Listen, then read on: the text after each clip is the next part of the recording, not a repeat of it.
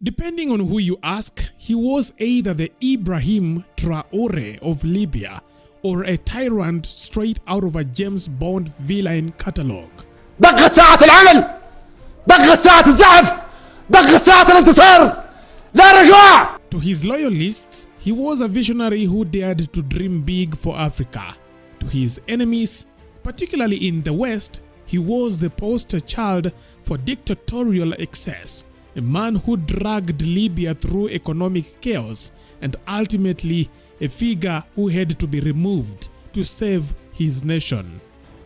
Today, the government of Libya announced the death of Muammar Gaddafi.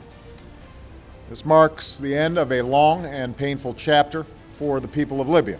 But Gaddafi's death was anything but clean or simple. Surrounded by a loyal circle of bodyguards, some of whom were female, Gaddafi found himself cornered by militia fighters. In a desperate act, one of his guards lobbed a grenade at their pursuers. The grenade rebounded off the concrete wall, detonating with their group and wounding Gaddafi while killing his defense minister Abu Bakr Yunis.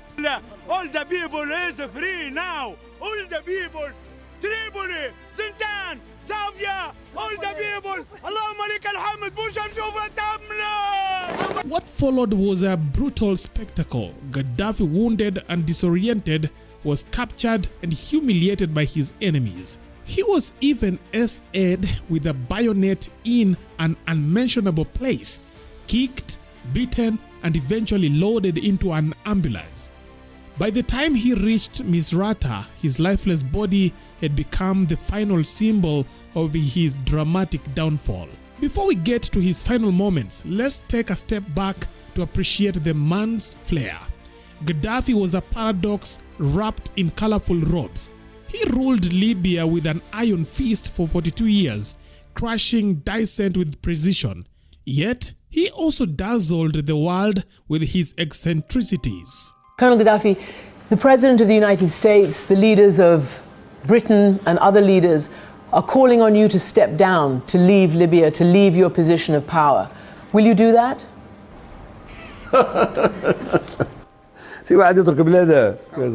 Who would leave his homeland? Despite his immense wealth, Gaddafi lived and slept in tents, a move that puzzled and amused the world. Whether visiting France, Rome, or even New York for a United Nations assembly, he pitched his tent wherever he went, as if to remind everyone of his Bedouin roots. His wardrobe was equally theatrical, flowing robes with elaborate patterns, military uniforms covered in medals for wars he never fought, and African-inspired regalia that screamed, "Look at me, I am Africa." For all his eccentricities, beneath the style was substance, both inspiring and terrifying. Gaddafi crushed dissent mercilessly, ensuring no Libyan could challenge his power. Yet, he also brought changes in Libya that won him admiration, such as free education, universal healthcare, and the ambitious Great Man-Made River project, which brought water to Libya's arid regions. These achievements made him a hero to many, even as his authoritarian rule cast a long shadow. But we know that this mad dog of the Middle East has a goal of a world revolution, Muslim fundamentalist revolution, which is targeted on many of his own Arab compatriots. But his audacity didn't sit well with everyone, especially Western powers. Why? Well, Gaddafi dared to dream of a united Africa independent from Western control. His vision of a gold-backed African currency, the gold dinar, sent shivers down the spines of Europe and the United States. If successful, it would have forced the West to buy African resources in African currency, potentially upending global financial systems. And that, dear listener, was Gaddafi's cardinal sin. According to leaked emails, US officials were well aware of Libya's 143 tons of gold and a similar stockpile of silver, resources Gaddafi planned to use to launch his currency. Now, as the Financial Times first reported, Libya's central bank holds close to 144 metric tons of gold. That's worth roughly $6.5 billion.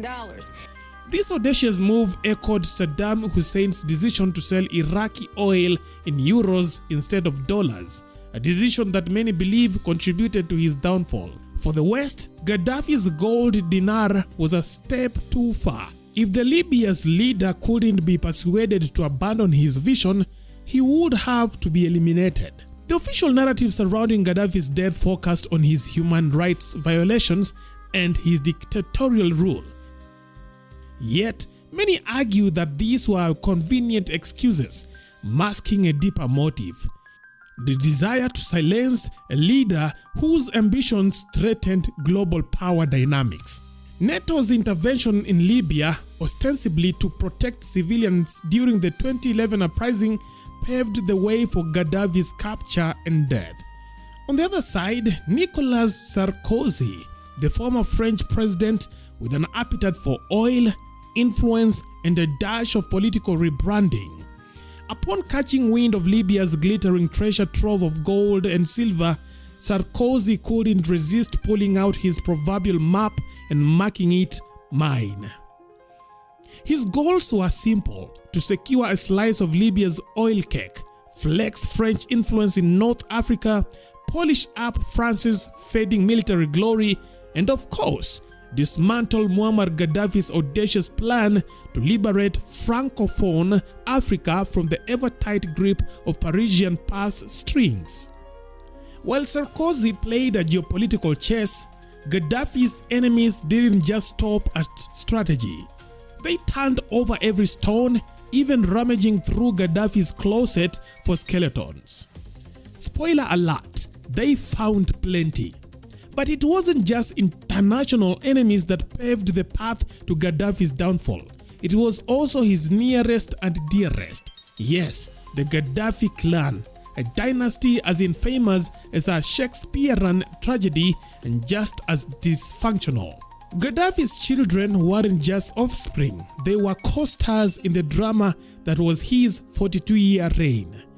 They wielded power, indulged in extravagance, and lit fires that burned their father's regime from the inside out.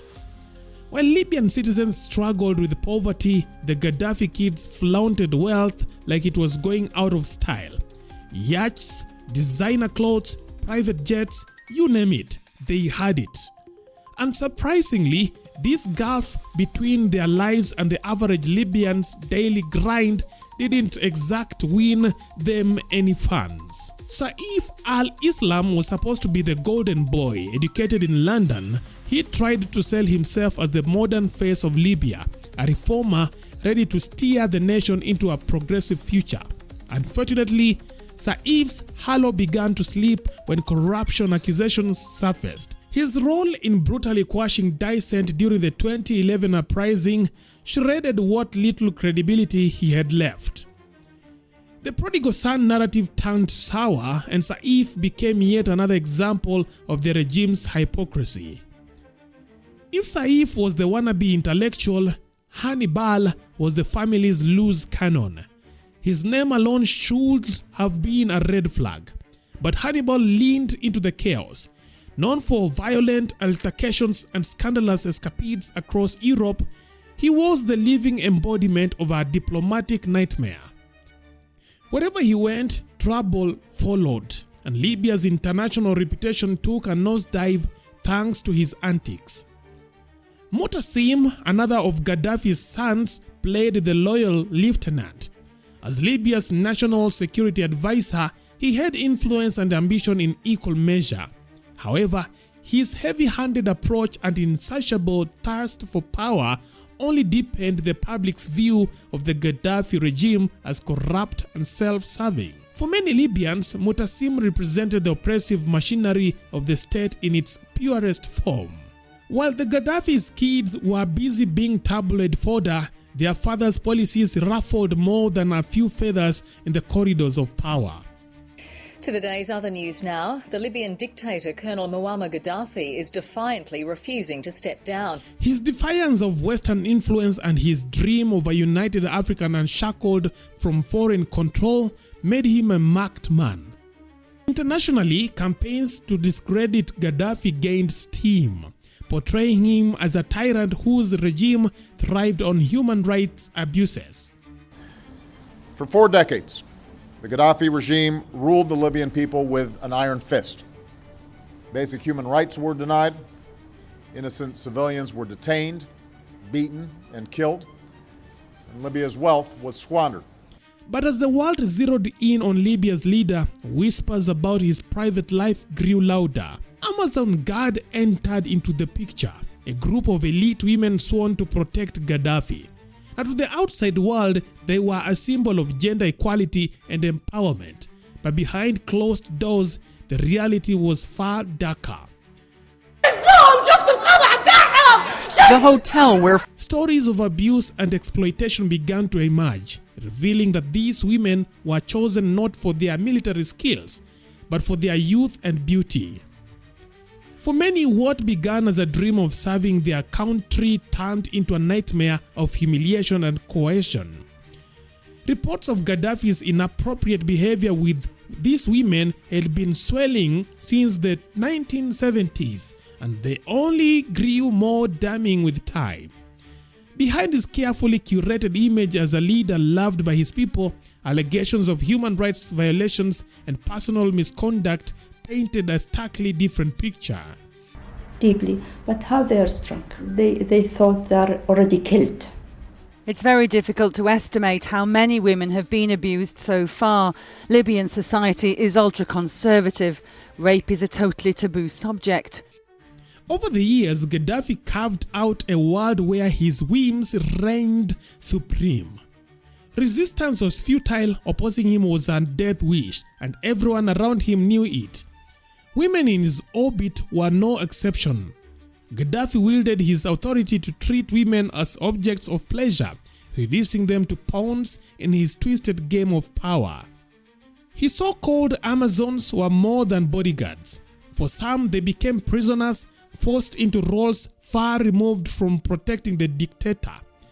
After his fall, stories emerged of women coerced into enduring unspeakable horrors, with many too afraid to resist and others silenced by the omnipresent threat of retribution. Nasrin Gariani, a former bodyguard and just 19 years old at that time, exposed the terrifying reality behind the gilded walls of Gaddafi's regime. They would come and take us by the hand, walking us down the corridor. We knew what would happen, she revealed. Her account, along with others, painted a grim picture of a systematic exploitation. Women not only suffered at Gaddafi's hands, but also fell victim to the men around him, who mimicked his abuses with impunity. She's treated one family where the mother and her 3 daughters had been raped in front of their father and brothers. It's not only the girls, it helps their family, because most of the raped, as far as I heard, or the family I saw, it's raped in front of her parents. Now the veil was further lifted by Annick Kojean's book, Gaddafi's Harem. The French journalist unearthed harrowing stories from women who endured life within Gaddafi's reach. One of Gaddafi's preferred tools of control was dishonoring the wives and daughters of his perceived enemies.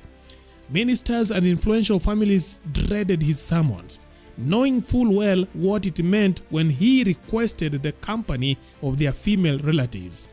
Sometimes he skipped the formalities altogether, appearing unannounced at their homes like an uninvited guest in a nightmare. Chaos Saturday when a Libyan woman tried to tell reporters that she had been raped by government troops.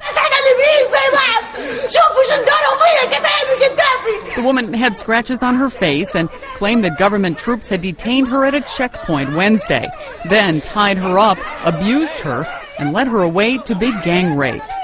For Gaddafi, this was the ultimate flex, a grotesque assertion of his unchecked power. Whispers of escapades with the wives of heads of state, ambassadors, and foreign dignitaries painted a picture of a man whose appetite for control and indulgence knew no bounds. And through this, his enemies managed to get him.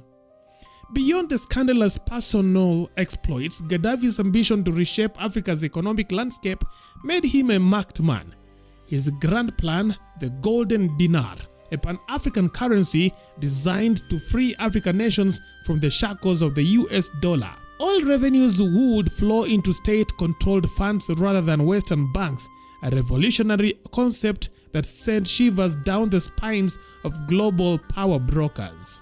Turns out that Libya has much more gold than that, and this comes to light as questions emerge about what money Muammar Gaddafi has to fight his battles, since there are international sanctions imposed on Libya and assets have been frozen. Nigeria, Tunisia, Egypt, Angola, and others were ready to jump on board.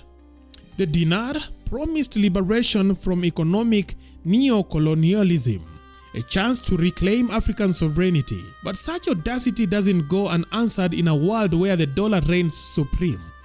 In March 2011, NATO draped in the ban of freedom and humanitarian concerns, unleashed military actions in Libya. The official line, Gaddafi was a tyrant, a despot who deserved to be dethroned for the sake of his people, for he had violated the human rights of those who were close to him, specifically the women. These were the reasons his enemies presented, that he deserves to be dethroned for violating human rights. However, behind the scenes, the true reasons were so alarming. Now, Gaddafi's dreams of an independent African had earned him enemies in high places. The uprising against Gaddafi escalated into brutal conflict, with the Libyan leader vowing to chase down his enemies, inch by inch, room by room. قد تندمون يوم لا ينفع الندم الذي بيته من الزجاج لا يرجم الناس بالحجارة. من أنتم؟ دقت ساعة العمل، دقت ساعة الزحف، دقت ساعة الانتصار. لا رجوع، إلى الأمام، إلى الأمام، إلى الأمام. ثورة، ثورة. As protests turned into armed rebellion, NATO's intervention tipped the scales. By October 20th, 2011, Gaddafi's life ended in a ditch in Sirte, his convoy destroyed by airstrikes, his capture and death a humiliating spectacle for the world to see. Now, questions about the West's involvement in Gaddafi's demise have lingered like a bad smell. Hillary Clinton's alleged leaked emails hinted at more than just humanitarian motives. The possibility that Gaddafi's vision of a liberated Africa might have been the true catalyst for his fall remains an open wound in the collective psyche of the continent. Today we can definitively say that the Gaddafi regime has come to an end.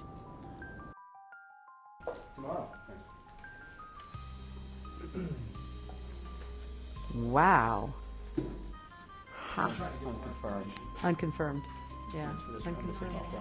No. Unconfirmed reports about Gaddafi being captured. Unconfirmed. Yeah. We've had too many. We've had a bunch of those before. We've had, have had him captured a couple of times. Even Barack Obama, hailed for his diplomacy, was entangled in the narrative. A Fox News report casually noted that a US drone played a key role in the airstrike that marked Gaddafi's final moments. Libya post-Gaddafi became a cautionary tale rather than the beacon of hope everybody hoped for. Instead of liberation, the nation spiraled into chaos, a monument to the dangers of removing a strongman without a plan for what comes next. Even Donald Trump, never one to shy away from hyperbole, lamented that the world might have been better off with Gaddafi alive.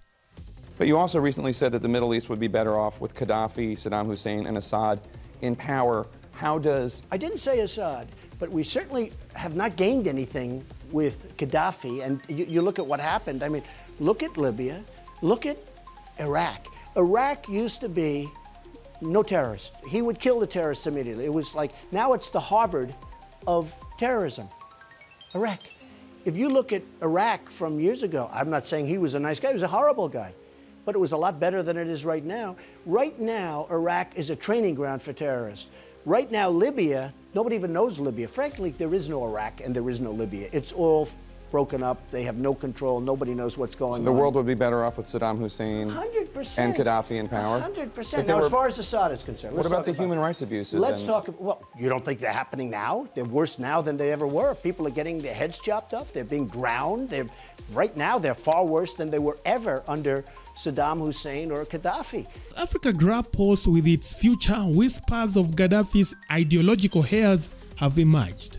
Is Ibrahim Traore, the fiery young leader of Burkina Faso, the reincarnation of Gaddafi? Now, some see in him shades of Thomas Sankara, others of Nelson Mandela. His economical empowerment initiatives and vocal stance against neo-colonialism have drawn inevitable comparisons to Gaddafi. Yet, Gaddafi's shadow looms large, a reminder of what happens when ambitions and power collide with global interest. Now the question remains, will Africa ever see another figure as polarizing, ambitious, and ultimately tragic as Muammar Gaddafi? If so, will their story end differently, or are they doomed to the same fate? Only time will tell.